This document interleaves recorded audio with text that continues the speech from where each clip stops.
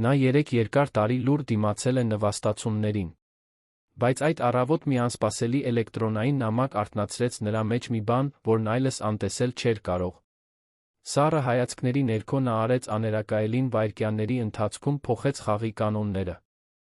Այն, ինչ թվում էր նյարդային պոռթկում, դարձավ նրա ազատության առաջին քայլը։ Եթե սիրո մասին այսպիսի պատմությունները հուզում են ձեր սիրտը, բաժանորդագրվեք ալիքին գրեք, թե որտեղից եք մեզ դիտում։ Ձեր ներկայությունն այստեղ ամեն ինչ փոխում է։ Անահիտ Մանուկյանը միշտ հավատացել է, որ քրտնաջան աշխատանքն ու ազնվությունը բավական են ամուր կարիերա կառուցելու համար։ 3 տարի շարունակ նա արթնանում էր առիթ շուտ, նստում Երանի մետրոպոլիտենի լեփ-լեցուն գնացքը, առավոտյան ժամը 7-ին հասնում Ավետիսյան Ինվեստ ի գրասենյակ։ 3 տարվա անթերի հաշվետվություններ, 3 տարվա միլիմետրի ճշգրտությամբ կազմակերպված օրակարգեր, 3 տարվա լռություն, իդեմս նվաստացումների, որոնց ոչ ոք չպետք է դիմանար։ Հյուսիսային պողոտայի հայելապատ շենքն արտացոլում էր սեպտեմբերյան առավոտվա արը, կարծես կրակի մեջ լիներ։ Անահիտը սրտի թրթիռով բարձրացավ 23 հարկերը, ձեռքին բռնած համալսարանական տարիներից մնացած մաշված կաշվե պայուսակը։ Դրա մեջ այն շնորհանդեսն էր, որը նախորդ գիշեր 5 անգամ վերափոխել էր։ 5 տարբերակ, որովհետև ընկերության գլխավոր տնօրեն Տիգրան Ավետիսյանը նույն հաճախականությամբ էր փոխում իր կարծիքը, ինչպես փողկապները։ Տիգրանը 42 տարեկան էր, ուներ մուգ աչքեր, որոնք կարծես վայրկյանների ընթացքում հաշվարկում էին յուրաքանչյուր մարդու արժեքը, մի համբավ, որը նրանից առաջ էր ընկնում ֆինանսական շուկայի բոլոր միջանցքներում։ Նա կայսրություն էր կառուցել ոչնչից, մորից ժառանգած փոքրիկ բրոքերային ընկերությունը դարձնելով երկրի խոշորագույն ներդրումային կառավարիչներից մեկը։ Նրանից վախենում էին, նրան հարգում էին, նա բացարձակապես անողոք էր։ Անահիտը գիտեր այդ դեմքի յուրաքանչյուր գիծը, ինչպես մեկը, ով անգիր է արել պատերազմի քարտեզը։ Հոնքերի միջ մշտական կնճիռը, դժգոհության պահին ծնոտը սեղմելուձը, մատներով թանկարժեք փայտից սեղանին թմբկահարելը, երբ պատրաստվում էր պայթել։ 3 տարի դիտելով, 3 տարի կանխատեսելով, 3 տարի փորձելով գուշակել, թե նա ինչ է ուզում, նախքան ինքն իմանար։ Խորհրդակցությունների սենյակն անթերի էր։ Անահիտը եկել էր 6:30-ին, համոզվելու, որ ամեն ինչ կատարյալ է։ Իտալական կաշվե բազկաթոռները շարված էին ուղիղ գծով, հանքային ջրի շշերը դասավորված էին երկրաչափական ճշգրտությամբ, պրոյեկտորը ստուգված էր 3 անգամ։ Միջազգային ներդրողները պետք է ժամանեին ուղիղ 9-ին, սխալվելու տեղ չկար։ Կամ գոնե չպետք է լիներ։ 8:45-ին Տիգրանը սենյակ մտավ այնպիսի ներկայությամբ, որից օդը ծանրանում էր։ Հագին մուգ կապույտ կոստյում էր, որը հավանաբար ավելի թանկ արժեր, քան Անահիտի տարեկան աշխատավարձը։ Նա ինքնաբերաբար ոտքի կանգնեց, ինչպես միշտ, մեկնեց տպված շնորհանդեսով թղթապանակը։ Տիգրանը նույնիսկ չնայեց նրան։ Վերցրեց փաստաթղթերը, արագ թերթեց, դեմքը վերածվեց զսպված զայրույթի դիմակի։ Սա ինչ է, նրա ձայնը սուր դանակի պես կտրեց լռությունը։ Անահիտը զգաց, թե ինչպես ստամոքսը կծկվեց։ Սա այն շնորհանդեսն է, որը խնդրել էիք, պարոն։ Ես հետել եմ բոլոր այն ցուցումներին, որոնք 3 երեկոյան ժամը 10-ին ուղարկել էիք նամակով։ Ցուցումներ, Տիգրանը ուժով շպրտեց թղթերը սեղանին։ Ես կարծիքս փոխել եմ։ Առավոտյան ժամը 6-ին մեկ այլ նամակ եմ ուղարկել։ Չես տեսել։ Նա տեսել էր։ Իհարկե, տեսել էր։ Եվ քարացել էր հեռախոսի էկրանի առջ, առավոտյան 6:05-ին, երբ Մալաթիայի իրենց փոքրիկ բնակարանի խոհանոցում մոր հետ սուրճ էր խմում։ Տիգրանը շնորհանդեսի կառուցվածքի ամբողջական փոփոխություն էր ուզում։ Ուզում էր գրաֆիկներ, որոնք նա չէր կարող պատրաստել 20 րոպեում։ Ուզում էր վերլուծություն, որի վերամշակումը ժամեր կպահանջեր։ Ես տեսել եմ նամակը, պարոն, բայց ժամանակ չկար ամեն ինչ նորից անելու համար։ Մտածեցի ավելի լավ է գամ, սենյակը պատրաստեմ, դու մտածեցիր ավելի լավ է, Տիգրանը մի քայլ արեց դեպի նա, Անահիտը ստիպված էր ուշ տալ իրեն, որ չնահանջի։ Քեզ չեմ վճարում մտածելու համար, Անահիտ։ Քեզ վճարում են անելու համար այն, ինչ ես եմ հրամայում։ Ներդրողները սկսեցին ժամանել։ 3 տղամարդ մոխրագույն կոստյումներով, մի կին կարմիր կոստյումով, բոլորն այնպիսի տեսքով, կարծես նախաճաշից առաջ միլիոններ են շրջանառում։ Տիգրանն ակնթարթորեն փոխվեց, ինչպես միշտ։ Ժպիտներ, ամուր ձեռքսեղմումներ, անթերի անգլերենով կատակներ։ Գիշատիչը, քողարկված սիրալիր տանտիրոջ դիմակի տակ։ Շնորհանդեսը սկսվեց։ Անահիտը կանգնած էր սենյակի անկյունում աղե արձանի պես, սպասելով այն պահին, երբ ամեն ինչ կփլուզվի։ Եվ այդ պահը եկավ 10-րդ սլայդի ժամանակ, երբ Տիգրանը պահանջեց եռամսյակային կանխատեսումների գրաֆիկը, որը նա չէր պատրաստել, քանի որ Տիգրանն այն պահանջել էր ընդամենը 3 ժամ առաջ։ Հաջորդած լռությունը խլացուցիչ էր։ Անահիտ, նրա ձայնը վտանգավոր հանգիստ էր, որտեղ է իմ պահանջած գրաֆիկը։ Նա խորը շունչ քաշեց։ Պարոն, ինչպես քիչ առաջ բացատրեցի, ժամանակ չի եղել, կրկնեց նա, շրջվելով դեպի ներդրողները մի ժպիտով, որը չէր հասնում աչքերին։ Իմ օգնականը բացատրում է, որ ժամանակ չի ունեցել իր աշխատանքը կատարելու համար։ Կարմիր կոստյումով կինը անհարմար հայացքով նայեց կողքին նստած գործընկերոջը։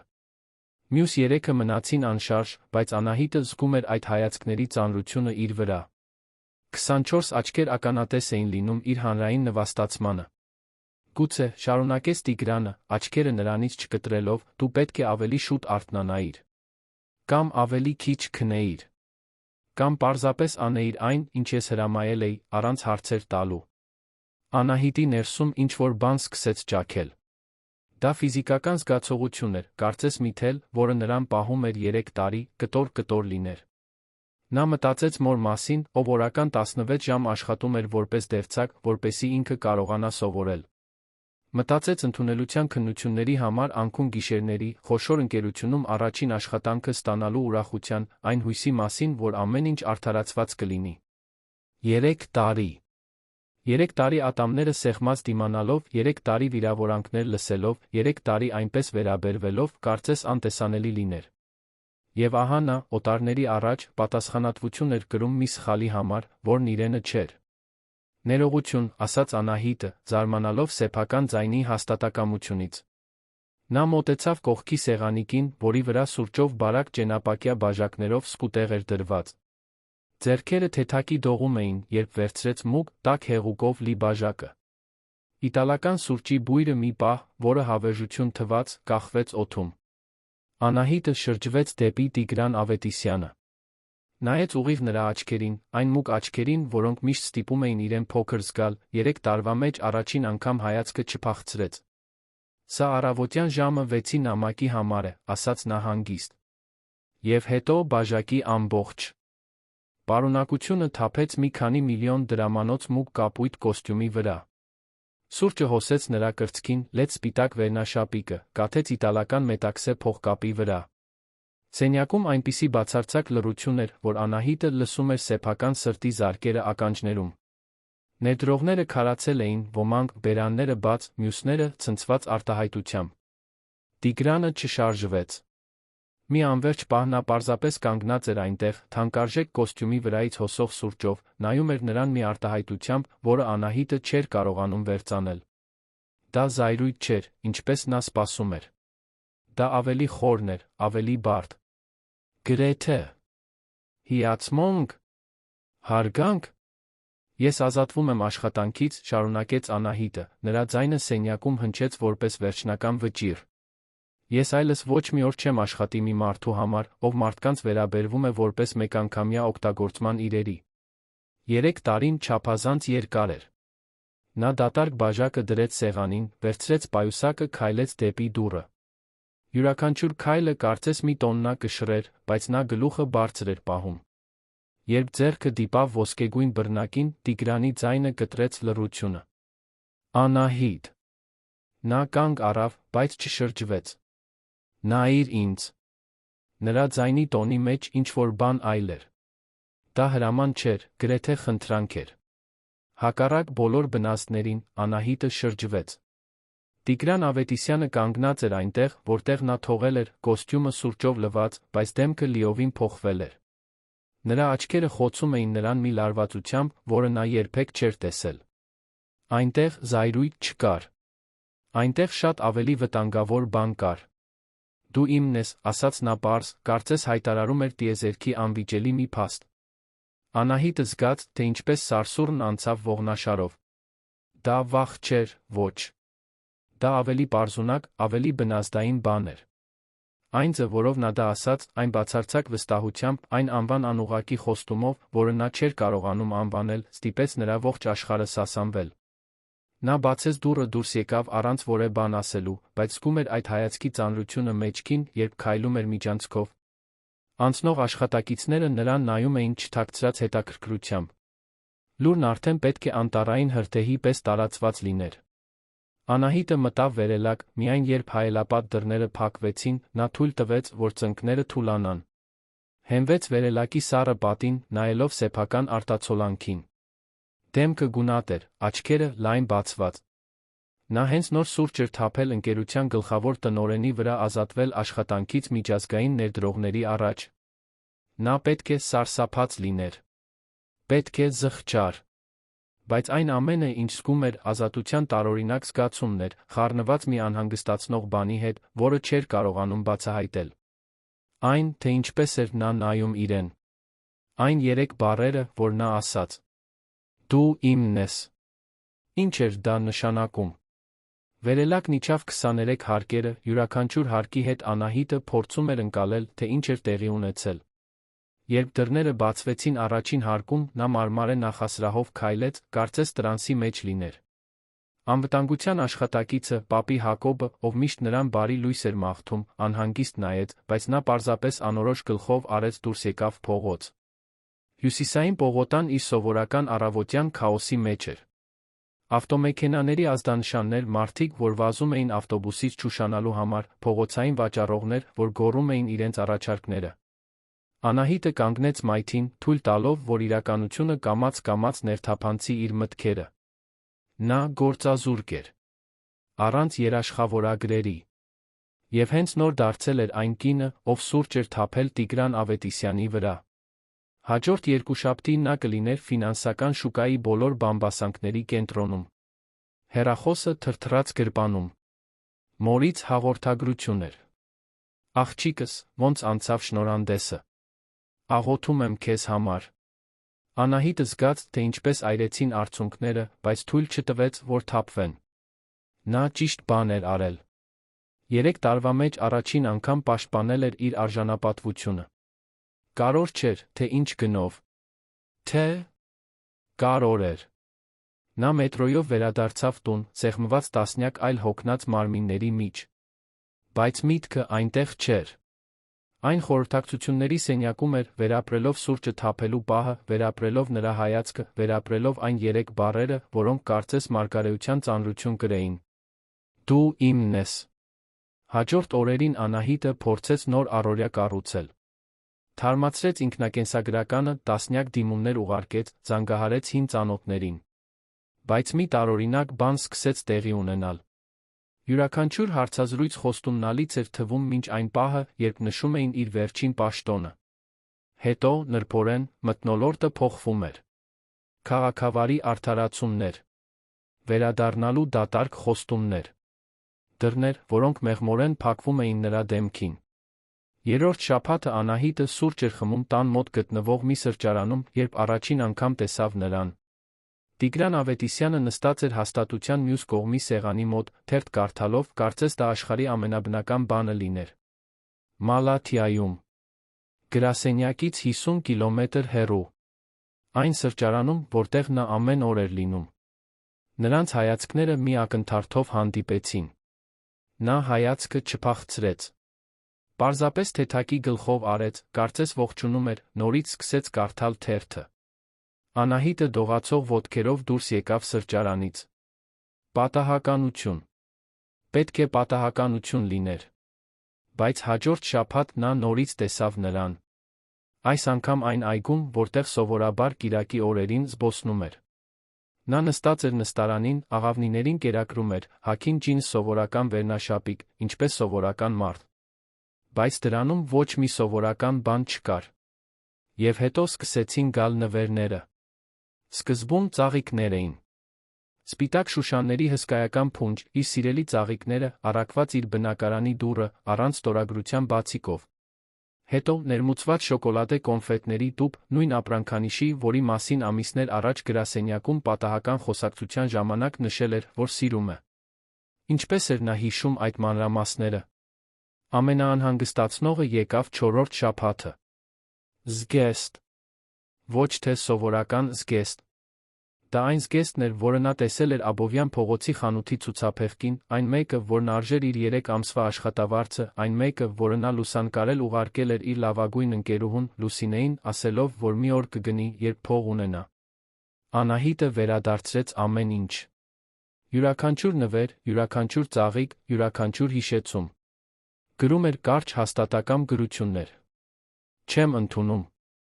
Բայց դրանք շարունակում էին գալ։ Եվ հետո հաշիվները սկսեցին վճարվել։ Մոր բուժումը, ով սրտի խնդիրներ ուներ, թանկարժեք խորհրդատվությունների կարիք ուներ մասնագետների հետ։ Հանկարծ կլինիկայից զանգահարեցին, ասելով, որ Անանում բարերարը մարել է բոլոր պարտքերը կանխավճարել 6 ամսվա բուժումը։ Անահիտը հստակ գիտեր, թե ով էր Անանում բարերարը։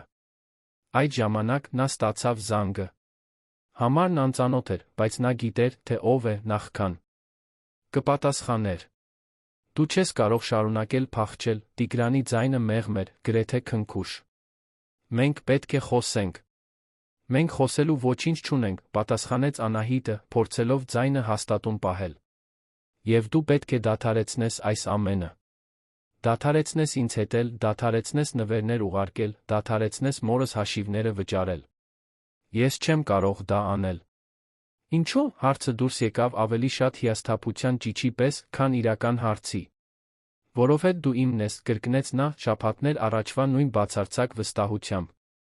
Եվ ես հոգ եմ տանում նրա մասին, ինչն իմն է։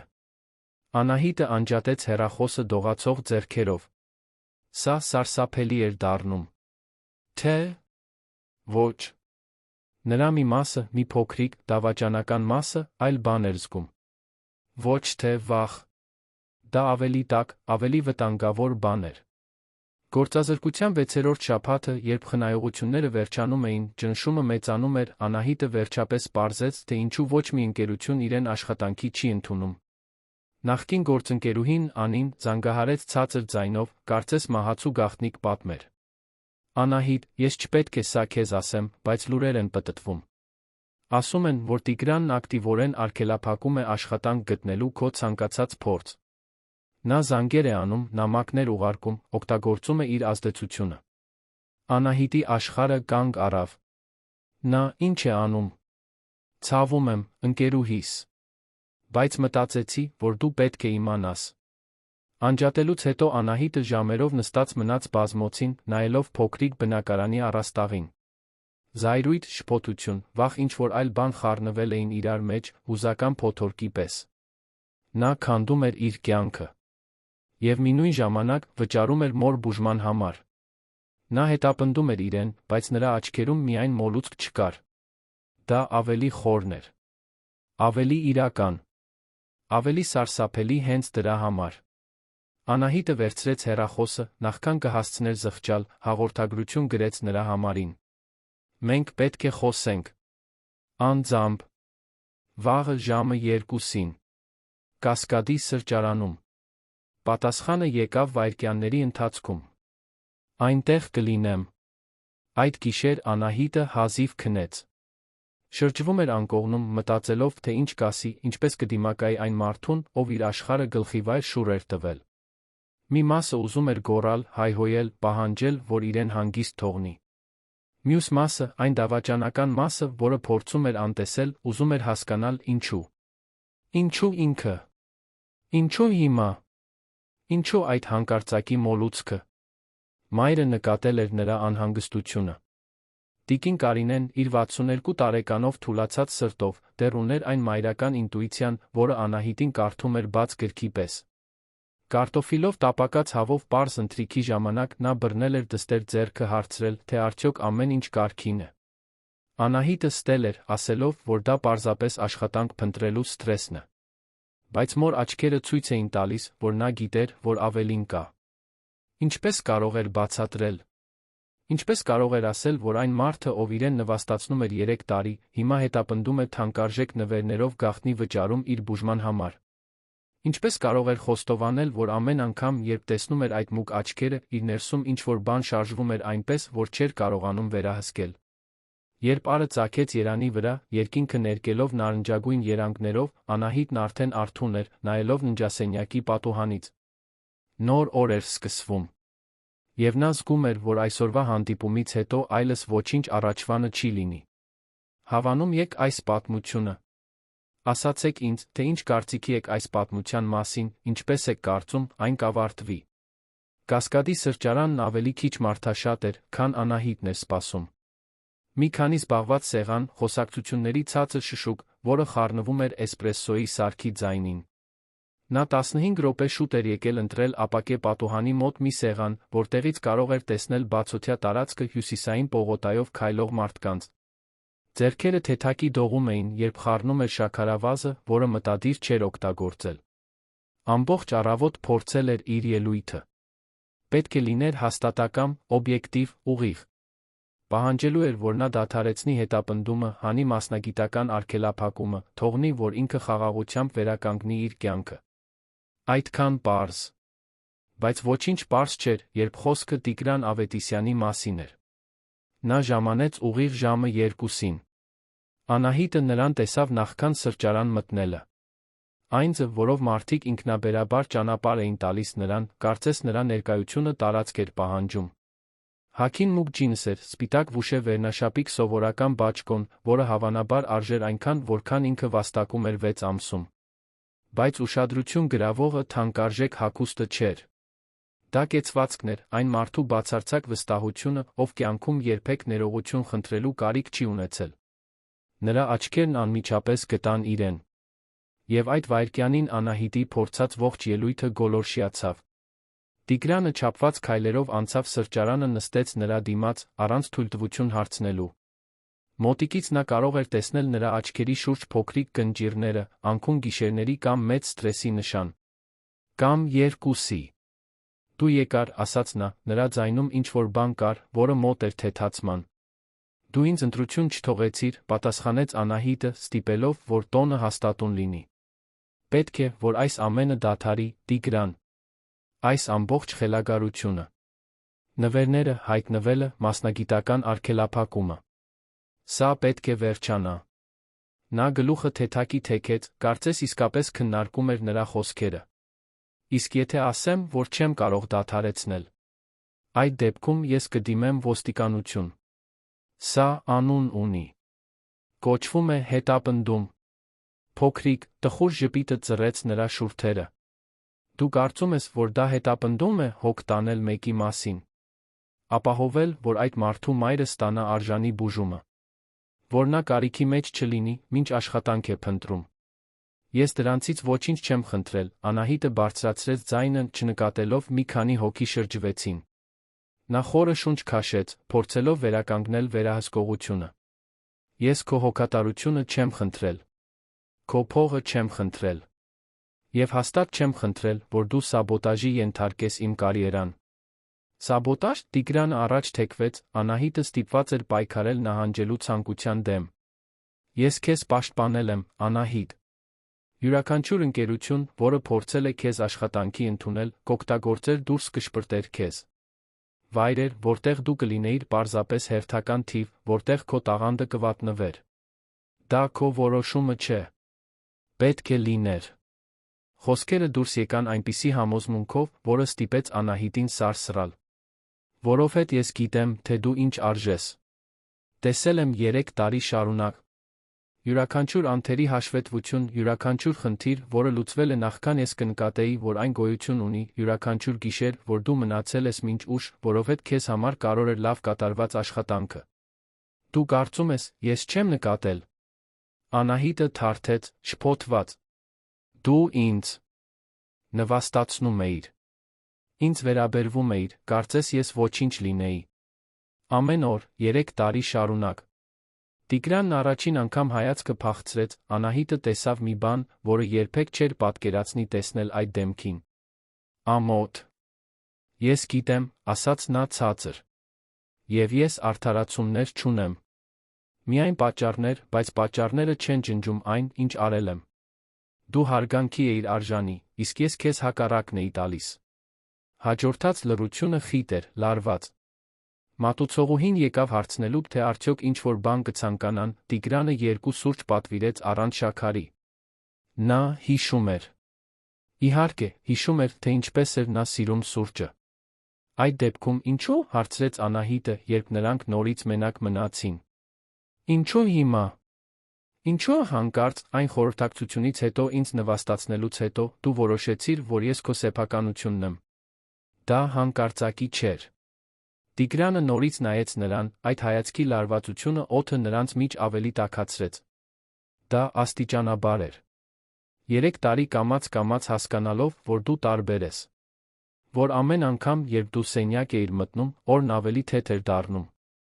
Որ ամբողջ ընկերությունում միակ մարդը, ով չէր վախենում ինձնից, դու էիր, նույնիսկ երբ պետք է վախենայիր։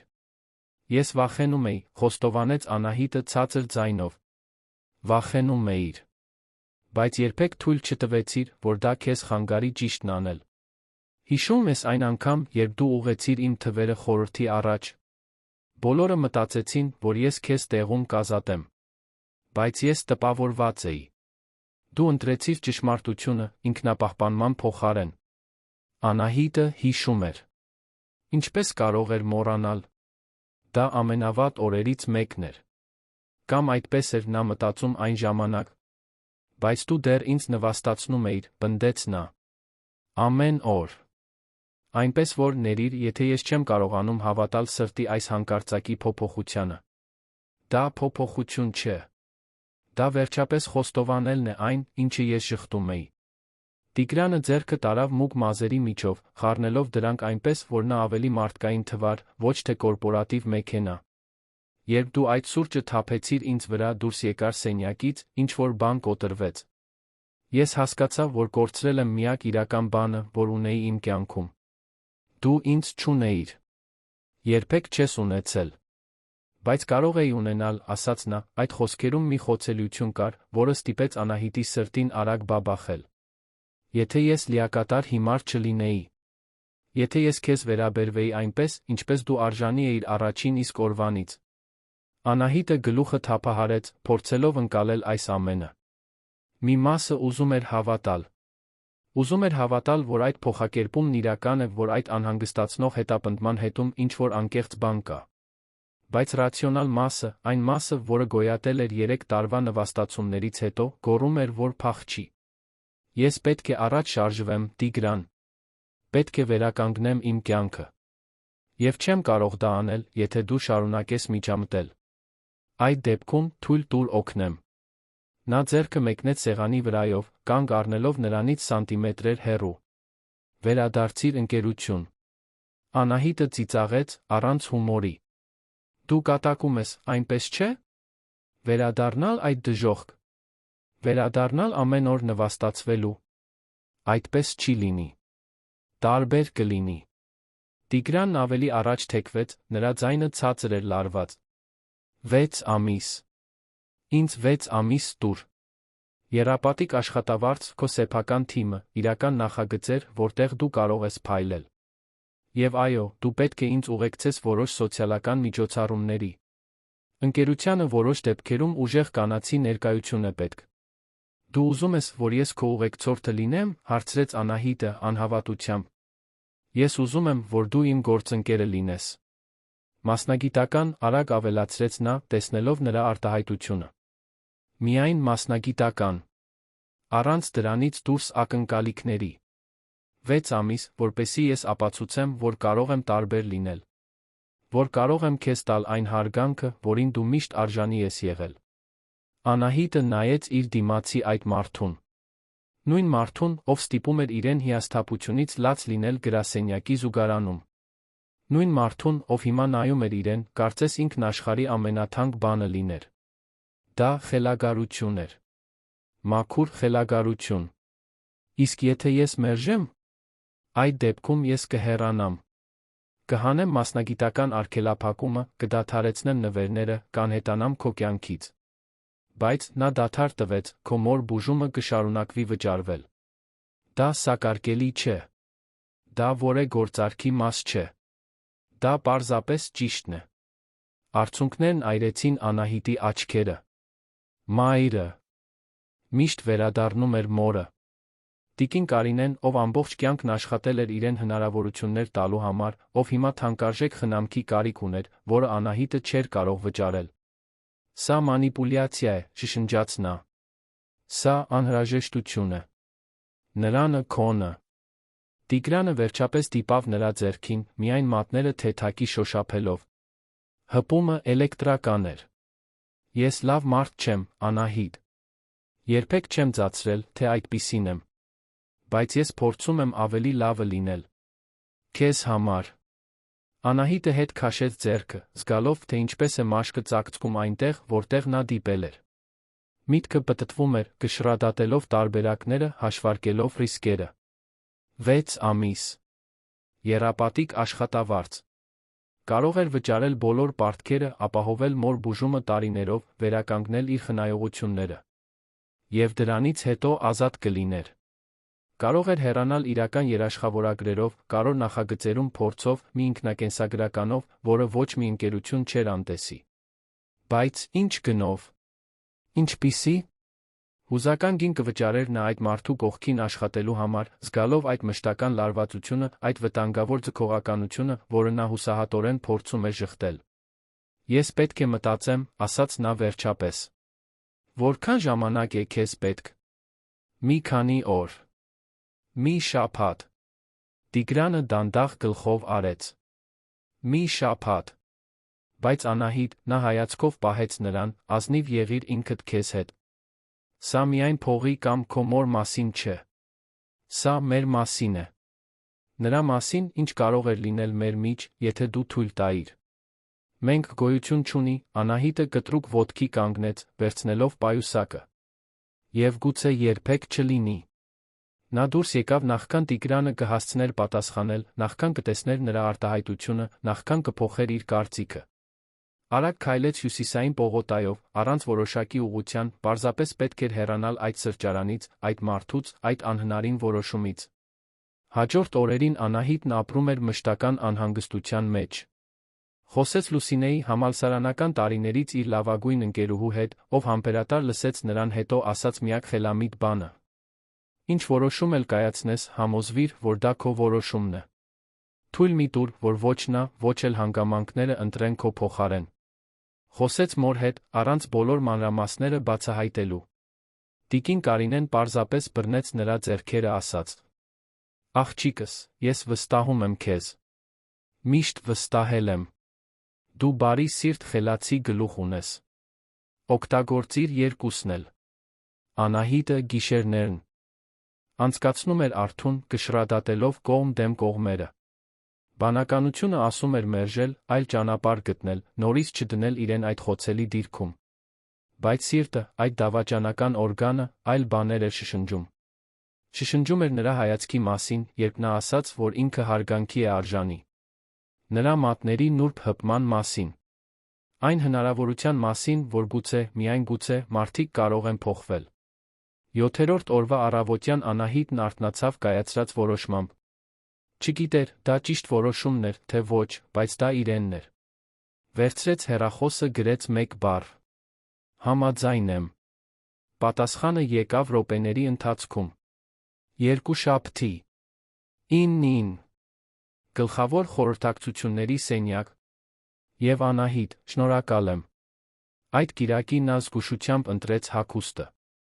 Ոչ թե այն գործնական կոստյումը, որ միշտ հագնում էր, այլ ինչ-որ նոր բան, որը գնել էր իր վերջին փողով։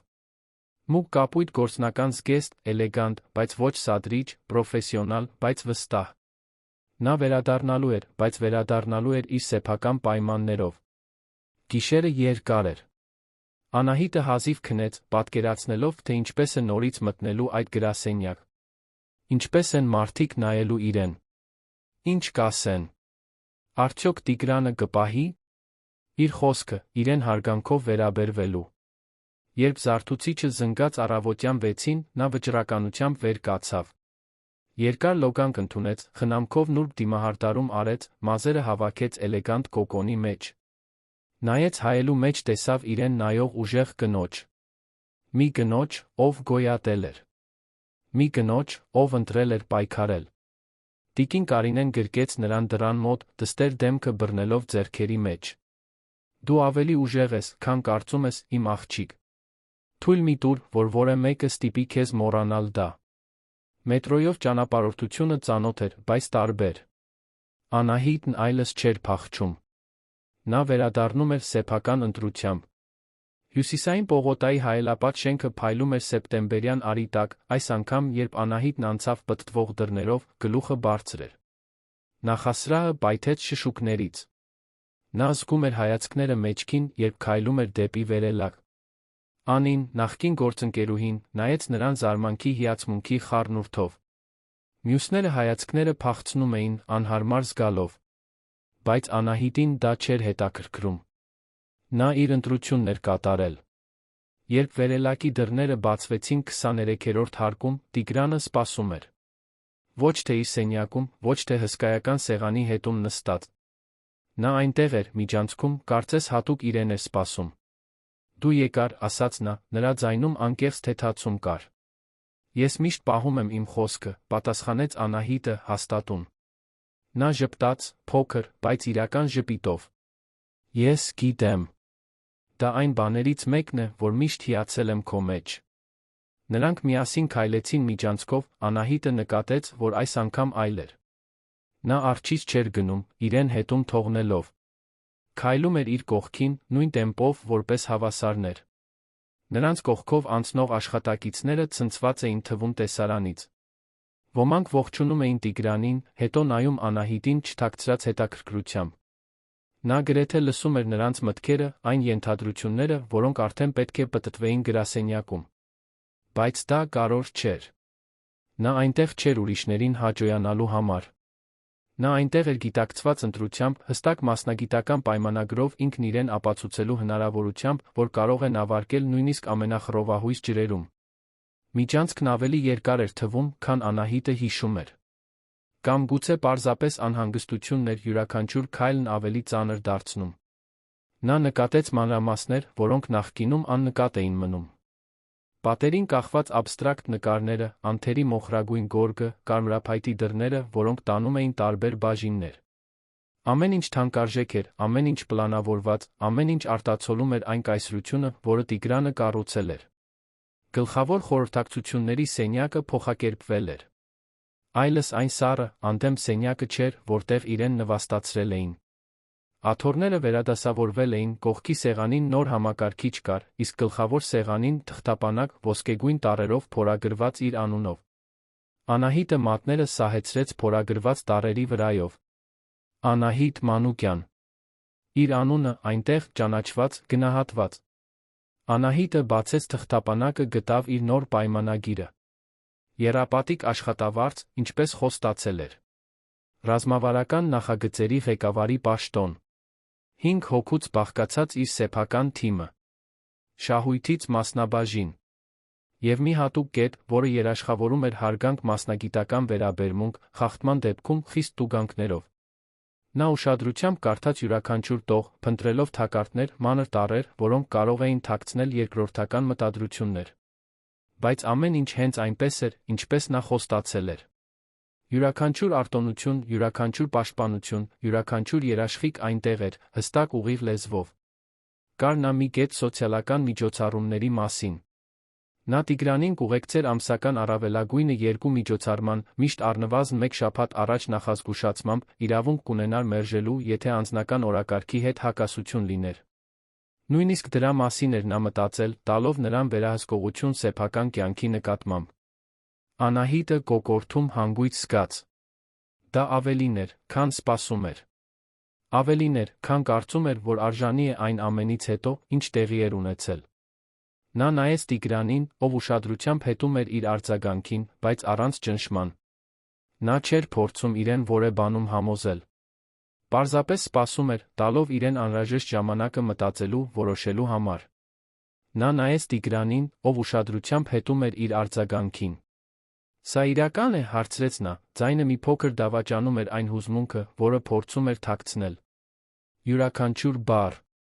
յուրաքանչյուր խոստում։ Նա մոտեցավ, բայց պահպանեց հարգալից հեռավորություն։ Ես ներողություն խնդրելու մեջ լավը չեմ, Անահիտ։ Երբեք չեմ եղել։ Բայց ես լավ եմ գործերով։ Թույլ տուր ապացուցեմ գործերով։ Անահիտը բռնեց գրիչը, զգալով այդ պահի ծանրությունը։ Մի ստորագրությամբ նա կվերադառնար կորպորատիվ աշխարհ։ Տիգրան Ավետիսյանի ուղեծիր։ Մի հարաբերության, որը ամեն ինչ էր, բացի պարզ լինելուց։ Բայց գուցե, միայն գուցե, վերադառնար մի հնարավորության պարզելու, թե ովքեր կարող էին նրանք իրականում լինել միմյանց համար, երբ հարգանքը փոխարիներ դաժանությանը, երբ գործընկերությունը փոխարիներ վերահսկողությանը։ Նա ստորագրեց պայմանագիրը հաստատուն վճռական գծերով։ Տիգրանը մեկնեց ձեռքը։ Բարի վերադարձ, ղեկավար Մանուկյան։ Անահիտը սեղմեց նրա ձեռքը, նորից զգալով այն էլեկտրականությունը, այն կապը, որը չէր կարողանում բացատրել կամ ժխտել։ Հուսով եմ, դու պատրաստ ես կատարել յուրաքանչյուր խոստում։ Պատրաստ եմ, ասաց նա, նրա աչքերը փոխանցում էին մի լրջություն, որը նա երբեք չէր տեսել։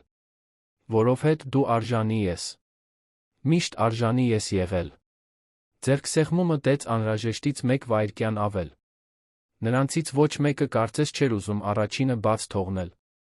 Երբ վերջապես բաժանվեցին, Անահիտը կորստի տարօրինակ զգացում ունեցավ, կարծես այդ պարզ հպումն ավելի շատ իմաստ կրեր, քան պետք էր։ Քո թիմը քեզ սպասում է նախագծերի սենյակում, ասաց Տիգրանը, վերադառնալով մասնագիտական տոնին։ 5 հոգի, որոնց ես անձամբ եմ ընտրել։ Նրանք գրագետ են, նվիրված գիտեն, որ ուղղակիորեն պատասխանատու են քեզ, ոչ թե ինձ։ Անահիտը գլխով արեց, գնահատելով այդ ժեստը։ Նա իսկապես փորձում էր իրեն ինքնավարություն տալ, տարածք աճելու առանց իր մշտական ստվերի։ Շնորհակալ եմ։ Հիմա կգնամ ծանոթանալու նրանց հետ։ Անահիտ, կանչեց նա, երբ նա արդեն գրեթե դռան մոտ էր։ Նա շրջվեց։ Եթե որե բանի կարիք ունենաս, ցանկացած բանի, իմ դուռը բաց է։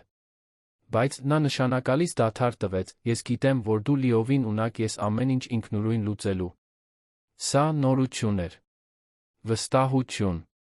Հարգանք։ Իր ունակությունների ճանաչում։ Անահիտը դուրս եկավ այդ սենյակից, զգալով մի բան, որը վաղուց չէր զգացել, հույս։ Երբ Անահիտը դուրս եկավ այդ խորհրդակցությունների սենյակից, այժմ պաշտոնապես վերանշանակված, նա գիտեր, որ մտնում է անհայտ ջրեր։ Գաղափար չուներ, թե ինչպես կզարգանան հաջորդ 6 ամիսները։ Չգիտեր, Տիգրանն իսկապես կփոխվի, թե։ Դա ընդամենը մշակված կեղծիք էր։ Բայց մի բան նա հաստատ գիտեր։ Այս անգամ նա չէր լինի լուր օգնականը, որը կուլ էր տալիս նվաստացումները։ Այս անգամ նա կլիներ այն հարգված մասնագետը, որը միշտ պետք է լիներ։ Եվ եթե Տիգրանը չպահեր իր խոսքը, նա ոչ միայն սուրճ կթափեր։ Նա նրա ամբողջ կարիերան ցեխի մեջ կթաղեր։ Որովհետև Անահիտ Մանուկյանը մի թանկարժեք դաս էր սովորել։ Արժանապատվությունը մի բան չէ, որ ուրիշներն են տալիս։ Դա մի բան է, որը դու ես պահանջում։ Եվ նա իրենը պահանջել էր ատամներով ու եղունգներով։ Առաջին շաբաթները անիրական էին։ Անահիտն ամեն առավոտ արթնանում էր, դեռ սպասելով հանդիպել հին Տիգրանին, անողոք բռնակալին, այն ղեկավարին, որը օրերը վերածում էր մարտադաշտերի։ Բայց նա չէր հայտնվում։ Նրա փոխարեն մի մարդ կար, որը ողջունում էր, որը հարցնում էր իր կարծիքը, որն իսկապես լսում էր, երբ ինքը խոսում էր։ Նրա համար հավաքած թիմը բացառիկ էր։ Անին, ֆինանսական վերլուծաբանը, 28 տարեկան էր, ածելիի պես սուր միտք ուներ։ Արմանը, մարքեթինգի մասնագետը, բերում էր ստեղծագործ գաղափարներ, որոնք մարտահրավեր էին նետում ստատուս քվոյին։ Կային նա Գորգը, Լիլիթը, Սոնան, յուրաքանչյուրն իր յուրահատուկ հմտություններով, յուրաքանչյուրն ընտրված ոչ թե բարեկամությամբ, այլ իրավասությամբ։ Թիմի հետ առաջին հանդիպմանը Անահիտը սահմանեց կանոնները։ Թիմային աշխատանք, փոխադարձ հարգանք, այստեղ ոչ ոք չի վախենում անհամաձայնություն հայտնելուց։ Ես ուզում եմ լավագույն գաղափարները, ոչ թե ամենահարմարները։ Եվ նրանք արդարացրին սպասելիքները։ Նախագիծ նախագծի հետից, գերազանցելով սպասումները, հարգանք վաստակելով ոչ միայն ընկերության ներսում, այլ շուկայում։ Տիգրանը պահպանում էր մասնագիտական հեռավորություն։ Նա միշտ մոտ էր, բայց երբեք չէր։ Ընդհանուր ժողովներին Անահիտին վերաբերվում էր նույն հարգանքով, ինչ մյուս ղեկավարներին։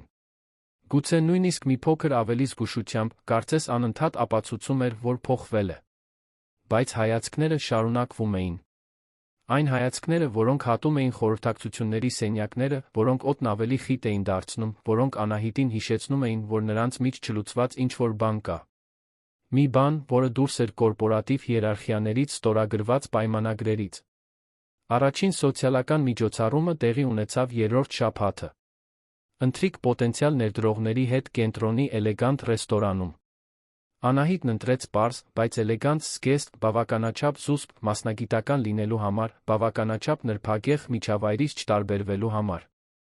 Նա ժամերով պատրաստվում էր, 3 անգամ հագուստը փոխեց, դիմահարդարումը նորից արեց, մինչ հասավ մասնագիտականի գրավիչի կատարյալ հավասարակշռությանը։ Լուսինեն, նրա լավագույն ընկերուհին, բնակարանում էր, օգնելով վերջին շտրիխներով։ Դու լարված ես, նկատեց Լուսինեն, ուղղելով Անահիտի մազերը։ Ես լարված չեմ։ Ես պարզապես պատրաստ եմ։ Սիրելիս, դու դողում ես։ Դա նորմալ է։ Սա նրա հետ առաջին կարևոր միջոցառումն է վերադառնալուց հետո։ Եվ դա ցանկացած նազ չէ, դա Տիգրանն է։ Անահիտը հոգոց հանեց։ Ես չգիտեմ ինչ սպասել։ Իսկ եթե ինչ-որ բան սխալ անեմ։ Իսկ եթե նրան ամաչեցնեմ ներդրողների առաջ։ Անահիտ Մանուկյան, նայիր ինձ։ Լուսինեն ընկերուհուն շրջեց դեպի հայելին։ Դու ամենախելացի իրավասու կինն ես, ում ես ճանաչում եմ։ Դու ոչ մեկին չես ամաչեցնի։ Դու փայլելու ես։ Երբ Տիգրանը եկավ նրա հետից բնակարան, նա գրեթե չճանաչեց նրան։ Նա սմոքինգ էր հագել, մազերը հետ սանրած, դեմքին ինչ-որ բան այլ էր։ Ավելի քիչ լարված։ Ավելի մարդկային։ Նրա աչքերը սահեցին Անահիտի վրայով գլխից մինչ ոտք, նա կարող էր տեսնել մաքուր հիացմունքը նրա արտահայտության մեջ։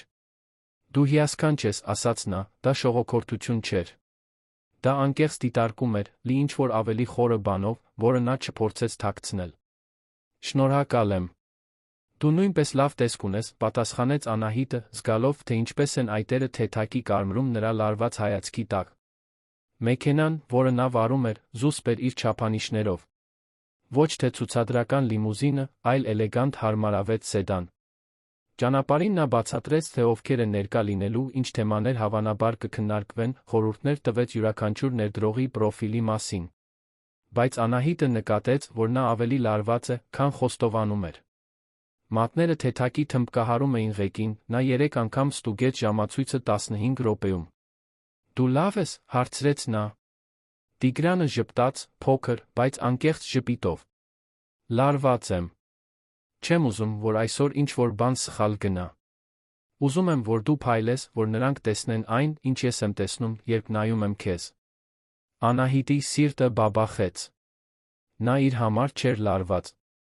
Նա լարված էր իր համար, այն տպավորության համար, որը ինքը կթողներ։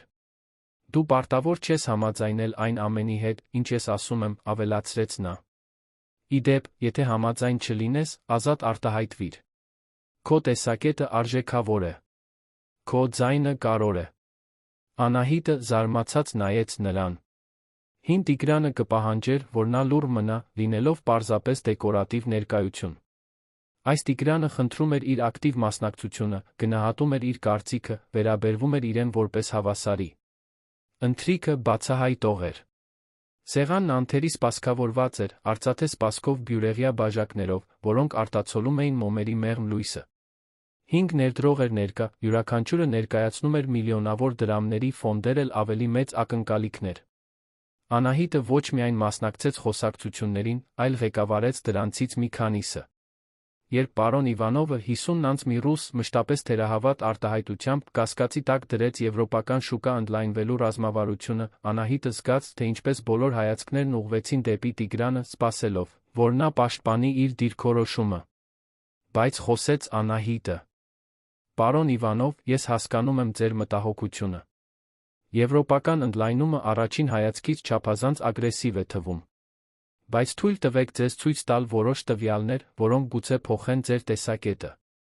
Նա հանեց իր բերած պլանշետը, սկսեց ներկայացնել գրաֆիկներ, վերլուծություններ, որոնք պատրաստել էր վերջին օրերին։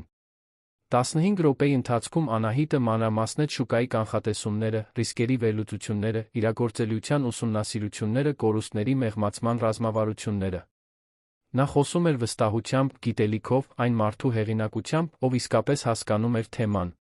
Երբ ավարտեց, սեղանի շուրջ բացարձակ լռություն էր։ Հետո Իվանովը սկսեց դանդաղ ծափահարել, հազվագյուտ ժպիտը լուսավորելով նրա լուրջ դեմքը։ Տպավորիչ է, օրիորդ Մանուկյան։ Շատ տպավորիչ։ Տիգրան, դու ադամանտ ունես քո ընկերությունում։ Անահիտը նայեց Տիգրանին, տեսավ մի բան, որը ստիպեց նրան խորը շունչ քաշել։ Հպարտություն։ Մաքուր անթաքույց հիացմունք։ Նա չէր նախանձում, որ ինքը գողացել էր նրա բեմը։ Նա անկեղծորեն հպարտանում էր իրենով։ Ընթրիքի մնացած մասը բնականon հոսեց։ Անահիտը խոսեց կայուն ներդրումների մասին ֆրանսիացի ներկայացուցչի հետ, բանավիճեց ֆինանսական տեխնոլոգիաների շուրջ ամերիկացու հետ, նույնիսկ ստիպեց լուրջ Իվանովին ծիծաղել Հայաստանի-Ռուսաստանի միջ մշակութային տարբերությունների մասին մի անեկդոտով։ Տիգրանը դիտում էր մի բանով, որը հպարտություն էր թվում։ Տուն վերադառնալիս նա ավելի հանգիստ էր, ավելի բաց։ Դու այսօր անհավանական էիր, ասաց նա։ Այն պահը Իվանովի հետ, երբ դու ամբողջ քննարկումը շրջեցիր մեր օգտին։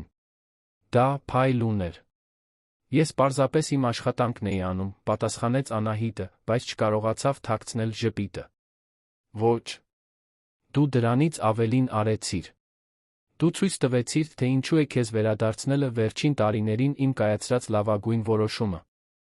Նրանք մի քանի րոպե լուռ մնացին, գիշերային քաղաքի ձայնը լցնում էր տարածությունը։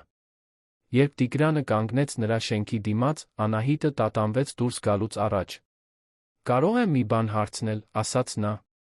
Ցանկացած բան։ Ինչու դու փոխվեցիր։ Իսկապես։ Չեմ ուզում լսել հիացմունքի կամ իմ արժեքը գիտակցելու մասին։ Ուզում եմ իմանալ, թե իրականում ինչ տեղի ունեցավ այն օրը խորհրդակցությունների սենյակում։ Տիգրանն անջատեց շարժիչը, ամբողջությամբ շրջվեց դեպի նա։ Մեքենայի փակ տարածքում մտերմությունը լարված էր։ Երբ դու այդ սուրճը թափեցիր ինձ վրա, դա տարիների մեջ առաջին անգամն էր, որ ինչ-որ մեկն ինձ վերաբերվեց որպես սխալական մարդու, ոչ թե փող աշխատող մեքենայի։ Իմ շրջապատում բոլորը վախենում են, հարգում, նախանձում։ Բայց ոչ ոք քաջություն չուներ։ Դու ունեցար։ Եվ այդ պահին ես հասկացա, որ 3 տարի վատնել եմ, վատ վերաբերվելով իմ կյանքի միակ իրական մարդուն։ Անահիտը զգաց, թե ինչպես սիրտը արագացավ։ Եվ դու կարծում ես, որ 6 ամիսը կուղի 3 տարվա նվաստացումը։ Ոչ։ Բայց դա սկիզբ է։ Եվ ես համբերատար եմ, երբ ինչ-որ բան եմ ուզում։ Իսկ ինչ ես դու ուզում։ Նրա աչքերը խոցեցին նրան։ Դու գիտես, թե ես ինչ եմ ուզում, Անահիտ։ Բայց ես չեմ ճնշի։ Ես կսպասեմ, մինչ դու հասկանաս, որ դու նույնպես ուզում ես։ Նա դուրս եկավ մեքենայից, նախքան կհասցներ անել կամ ասել մի բան, որի համար կզղջար։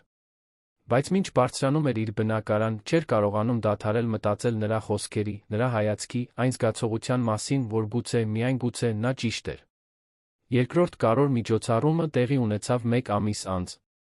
Բարեգործական ընթրիք Արմենիա Մարիոթ հյուրանոցում, գործարարների, արվեստագետների, քաղաքական գործիչների ներկայությամբ։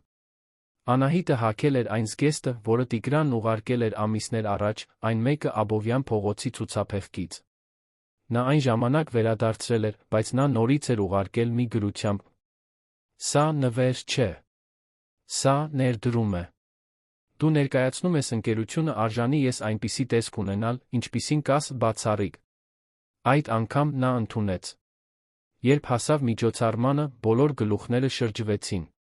Զգեստը կատարյալ նստում էր, էլեգանտորեն ընդգծելով նրա կորությունները։ Անահիտն իրեն զգում էր հզոր, վստահ, գեղեցիկ։ Տիգրանը սպասում էր նրան մուտքի մոտ, երբ տեսավ նրան, ինչ-որ բան փոխվեց նրա արտահայտության մեջ։ Դա միայն հիացմունք չէր։ Դա նվիրվածություն էր։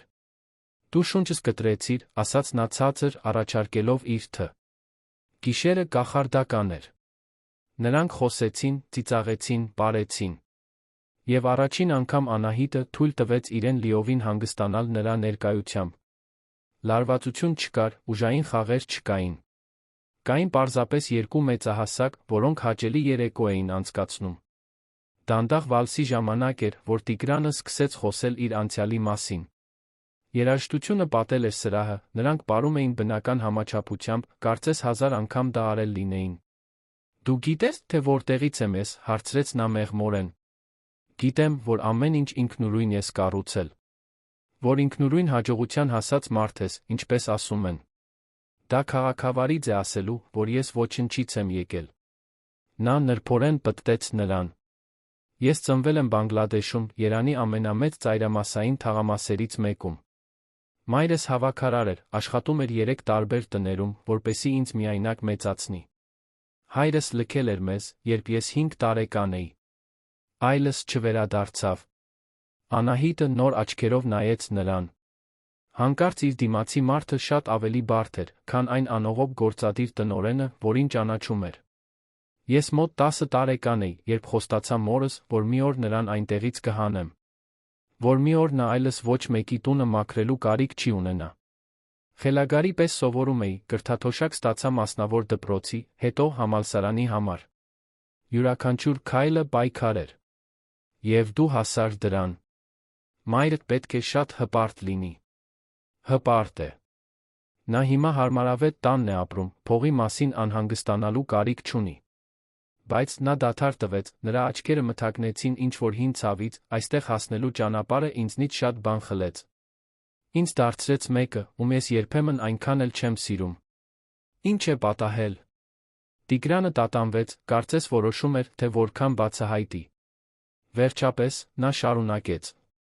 Երբ ընկերությունն էի կառուցում, 15 տարի առաջ, ես նշանված էի։ Նրա անունը Սոֆի էր։ Մենք երիտասարդ էինք, սիրահարված, կամ գոնե ես այդպես էի կարծում։ Իմ լավագույն ընկերը, Դավիթը, մեր խաչեղբայրն էր։ Մենք երեքով անբաժան էինք։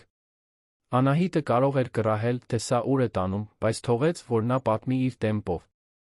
Մի օր ես գործուղումից շուտ վերադարձա։ Գտա նրանց երկուսին միասին։ Մեր անկողնում։ Այն տանը, որը ես գնում էի մեր կյանքը միասին սկսելու համար։ Նրա ձայնը հարթ էր, առանց հուզմունքի, կարծես ֆինանսական հաշվետվության փաստեր էր ներկայացնում։ Բայց Անահիտը կարող էր տեսնել այդ դիմակի տակ թաղված ցավը։ Տիգրան, ես ցավում եմ։ Ես քո խղճահարությունը չեմ ուզում։ Ուզում եմ, որ դու հասկանաս։ Դա ինձ կոտրեց այնպես, որ տարիներ պահանջվեցին գիտակցելու համար։ Ես դադարեցի վստահել մարդկանց։ Սկսեցի բոլորին տեսնել որպես պոտենցիալ դավաճանների, որպես պոտենցիալ թշնամիների։ Այնքան բարձր պատեր կառուցեցի, որ ոչ ոք չէր կարողանում ներս մտնել։ Եվ երբ ինչ-որ մեկը փորձում էր, ես առաջինն էի հարձակվում։ Ինչպես դու ինձ էիր հարձակվում, ասաց Անահիտը մեղմորեն։ Ինչպես ես քեզ էի հարձակվում, հաստատեց նա, ուղիղ նայելով նրա աչքերին։ Ամեն անգամ, երբ դու իրավասություն էիր ցուցաբերում, ամեն անգամ, երբ դու փայլում էիր, ես ինձ սպառնալիքի տակ էի զգում։ Ոչ թե նրա համար, որ դու անիրավասու էիր, այլ նրա համար, որ դու չափազանց լավն էիր։ Որովհետև ես սկսում էի կախված լինել քեզնից։ Հիանալ քեզնով։ Եվ դա ինձ սարսափեցնում էր։ Երաժշտությունն ավարտվեց, բայց նրանք շարունակում էին կանգնած մնալ այնտեղ, պարահրապարակի մեջտեղում, շրջապատող աշխարհը անհետանում էր։ Իսկ հիմա հարցրեց Անահիտը, նրա ձայնը հազիվ էր լսվում։ Հիմա ես փորձում եմ լինել այն մարդը, ում մայրս է դաստիարակել, ոչ թե այն հրեշը, որին դավաճանություններն են վերածել։ Եվ դու, Անահիտ, դու ինձ ստիպում ես ավելի լավը լինելու ցանկություն ունենալ։ Նախքան նա կհասցներ պատասխանել, ինչ-որ մեկը ընդհատեց պահը։ Մի բարձրահասակ, շիկահեր կին, կարմիր զգեստով, որն ավելի շատ պատերազմի հայտարարության էր նման, քան նորաձության ընտրության։ Տիգրան սիրելիս, ինչպիսի անակնկալ է քեզ այստեղ հանդիպելը։ Անահիտը զգաց, թե ինչպես Տիգրանն ակնթարթորեն լարվեց։ Նա հարցնելու կարիք չուներ, թե ով էր այդ կինը։ Պատասխանը գրված էր նրա արտահայտության մեջ։ Սոֆի։ Նախկին նշանածը։ Ինչ ես ուզում, Տիգրանի ձայնը մաքուր սառույց էր։ Պարզապես ողջունել հին ընկերներին։ Սոֆին ժպտաց, բայց դա շնացական ժպիտ էր։ Նրա աչքերը զննեցին Անահիտին վերից վար, գնահատելով, դատելով։ Եվ սա պետք է լինի հայտնի օգնականը, որը ղեկավար է դարձել։ Բամբասանքները արագ են տարածվում մեր շրջապատում։ Նախկին օգնականը։ Հիմա ռազմավարական նախագծերի ղեկավարը, ուղղեց Տիգրանը, նրա ձայնը կտրուկ էր։ Իհարկե։ Ինչպիսի աստղային վերելք։ Տոնը մաքուր թույն էր։ Պետք է շատ հատուկ հմտություններ ունենա, այդպիսի առաջխաղացում այդքան արագ ստանալու համար։ Անահիտը զգաց, թե ինչպես զայրույթը եռաց, բայց ձայնը հանգիստ պահեց։ Իմ հմտությունները մասնագիտական են փաստաթղթավորված։ Ի տարբերություն որոշ մարդկանց, ես կասկածելի դյուրին ճանապարհներ օգտագործելու կարիք չունեմ։ Սոֆին աչքերը կկոցեց։ Զգույշ եղիր, սիրելիս։ Դու չգիտես, թե ում հետ գործ ունես։ Բավական է։ Տիգրանը մի քայլ առաջ արեց, կանգնելով Անահիտի Սոֆիի միջ։ Դու իրավունք չունես նրա հետ այդպես խոսելու։ Ի դեպ, դու իրավունք չունես նա ինձ հետ խոսելու։ Եթե գիտես, թե ինչն է քեզ համար լավ, հեռացիր։ Հիմա կտեսնենք, թե որքան կտի քո այս նոր մոլուցքը, ասաց Սոֆին, շրջվելով հեռանալու։ Մինչ շուտով, Տիգրան։ Վստահ եմ, որ մենք շուտով նորից կհանդիպենք։ Երբ նա անհետացավ ամբոխի մեջ, Տիգրանը բաց թողեց պահած շունչը։ Ներիր դրա համար։ Նա չպետք է այստեղ լիներ։ Հրավիրված չէր։ Ոչինչ։ Ես կարող եմ դիմանալ դառնացած կանանց թույնին։ Անահիտը փորձեց անփույթ հնչել, բայց զգում էր, որ ինչ-որ բան փոխվել է։ Մի ստվեր էր ընկել կատարյալ գիշերվա վրա։ Նրանք շատ երկար չմնացին միջոցառմանը։ Տրամադրությունը փչացել էր, երկուսն էլ պարզապես ուզում էին հեռանալ։ Վերադարձի ճանապարհին Տիգրանը լարված էր, ծնոտները սեղմված։ Նա միշտ է այդպիսին եղել, հարցրեց Անահիտը։ Ավելի վատ։ Շատ ավելի վատ։ Երբ մենք բաժանվեցինք, նա փորձեց քանդել իմ բիզնեսը, ստեր տարածեց, փորձեց հաճախորդներին իմ դեմ տրամադրել։ Դադարեց միայն այն ժամանակ, երբ իմ փաստաբանները սպառնացին դատի տալ։ Իսկ հիմա նա նորից հայտնվեց։ Այո։ Եվ դա լավ չէ։